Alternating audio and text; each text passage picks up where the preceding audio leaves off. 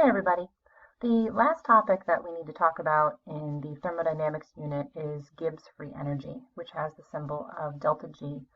Delta G is the symbol that we're going to use for talking about overall spontaneity of the chemical reaction, and it takes into account both entropy and enthalpy.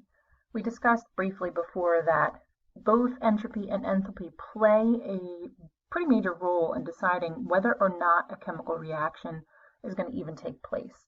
We know that the universe favors exothermic reactions, and we know that the universe favors reactions that move toward a state of chaos, but that doesn't disclude all reactions that are endothermic or move toward order. Many of those actually happen spontaneously, but they need to make sure that the opposite force is in greater balance. So if it's going to be moving toward order, then it better be very exothermic, or if it's going to be endothermic, that it better have an element of chaos associated with it. Gibbs Free Energy just gives us a way of quantifying that rather than trying to leave it in that qualitative state. So a couple things that you need to know is that so delta G is only going to talk to us about the spontaneity of the chemical reaction. It doesn't talk at all about the speed of the chemical reaction, but that's where we're heading next. That's a subject called chemical kinetics, and it's all about the time element involved in now whether or not that chemical reaction is even going to happen, where we're going to figure out, well, how fast.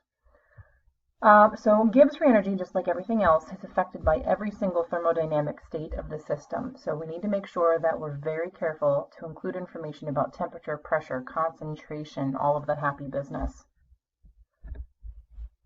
Things that we did talk about also in class before would be the signage of delta G. What we're looking for is a delta G negative value to indicate that the reaction is actually going to be spontaneous. A positive delta G value indicates that the reaction is non-spontaneous. And a delta G value of 0 means that the system is actually at equilibrium. It's neither spontaneous nor is it non-spontaneous. It's at that magical one single temperature that actually acts as like the dividing line between those two states. And that's an incredibly important point for later on in some of our sample problems. A couple equations that you're going to need to know are right here on the screen right now. So just like we've had the same equations for delta H and delta S, there's one for delta G. So basically, if you just want to calculate your standard Gibbs free energy, you can go to that thermodynamic table and look up delta G values, because it's that third column of data. We have these values for pretty much everything, and you can go ahead and look them up. And again, notice that this equation is still products minus reactants. Again, the only single equation that's flipped around where it's reactants minus products is going to be calculating delta H using bond enthalpy. So we're still products minus reactants. But there are these two equations that are listed down below, and notice that the only difference between them is whether or not they have these little bubbles at the top of the right-hand side of their little symbol. Remember that that little bubble means that we're dealing with standard conditions, and that's roughly 1 atm of pressure and 25 degrees Celsius, so essentially room conditions. So the one that's up above without the bubbles would be under non-standard conditions. The one down below, which we are going to focus on, is done at standard conditions. But notice that it's taking into account both factors that decide whether or not a chemical reaction is going to be spontaneous, both delta H, the enthalpy, and delta S, the entropy. So let's start looking at some examples.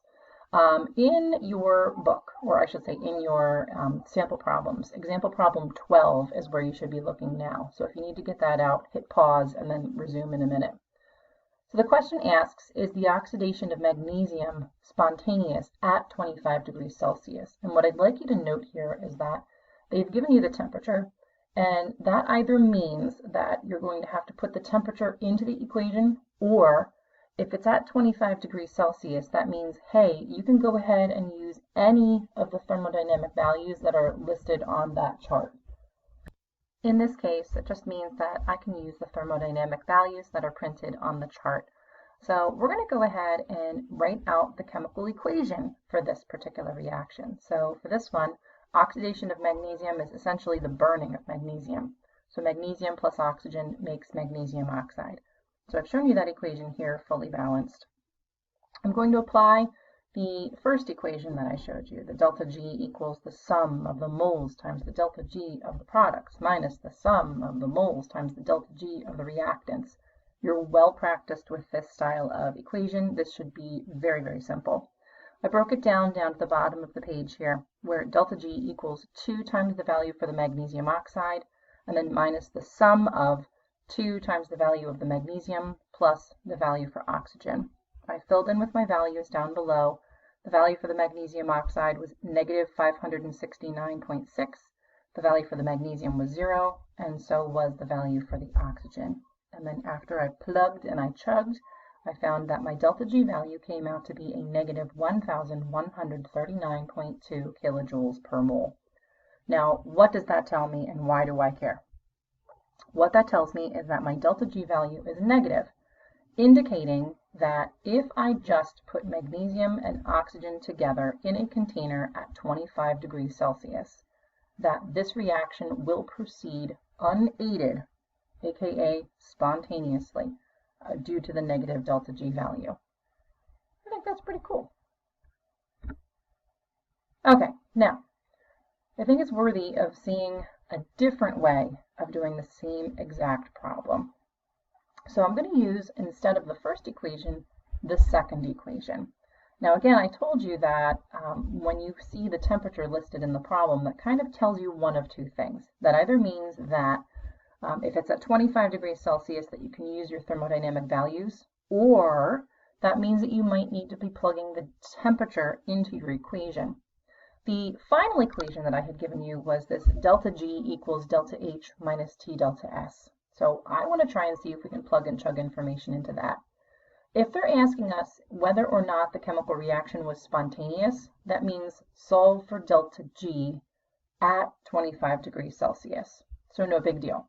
So in order to use this particular equation, that means then that I need to be able to plug in values for delta H, for temperature, and for delta S. Now, these are all styles of problems that we've done before. So you can go back through your thermodynamic list, pretend that the delta G column isn't even there. Calculate your overall delta H of the reaction. So delta H reaction equals the sum of the moles times the delta H formation of the products minus the sum of the moles times the delta H formation of the reactants, and so on and so forth. I broke that down below here for you, where it's going to be 2 times the number for magnesium oxide, which is that negative 601.8, minus the sum of 2 times the number for magnesium, which is 0, plus the value for oxygen, which is 0. The overall delta H of the chemical reaction is negative 1,203.6 kilojoules per mole. And again, all that tells me really at this moment is that, hey, my reaction is exothermic. Hey, the universe favors that. That's fantastic. I'm going to do the same process with the delta S, just like we've practiced in class. So again, it's going to be 2 times the number for the magnesium oxide, 27, minus 2 times the number for the magnesium, 32.5, and then plus the value of the oxygen, 205. So when you calculate that, it looks like we get a negative delta S value. Now that's not so good. That means that the overall order chaos of the system, that's moving toward a system of order. And the universe doesn't favor that. So to try and figure out whether or not this would be spontaneous, I need to combine those two terms with respect to my temperature and that overall equation delta G equals delta H minus T delta S. One thing that I want you to take note of before I leave this page, though, is down at the bottom where I did my delta S problem. If you notice at the top of all of the delta S values on the thermodynamic chart, the units of them are all listed as joules per mole Kelvin, whereas the column for the delta H and the delta G values are all in kilojoules per mole. So in order to be able to combine those two terms in the equation, delta G equals delta H minus T delta S, you need to make sure that they have as similar units as possible. So I always convert my delta S values into units of kilojoules per mole Kelvin. So instead of negative 216 joules per mole Kelvin, now I'm going to be dealing with 0.216 kilojoules per mole Kelvin. If you constantly make this a habit, you will thank yourself later on, trust me. So now let's combine. And that's what this looks like. So I just re-reported my values at the top of the screen so that you could see how this all fits into the equation. And again, that overall equation is delta G equals delta H minus T delta S.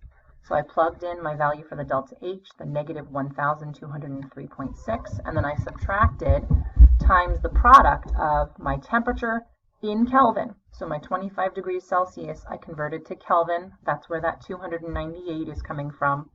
And then times my delta S value in units of kilojoules for unit agreement, hence the negative 0.216 kilojoules per mole Kelvin. When you run through the entire calculation, I find that the final value is negative 1,139.2, which is actually really similar to the original value that we calculated.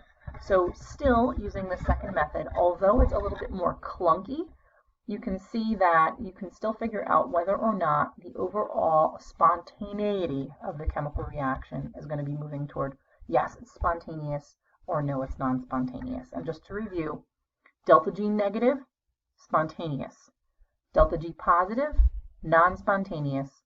Delta G zero is at equilibrium, or that one magic temperature between being spontaneous and non-spontaneous. And again, that's going to be really important in the next problem.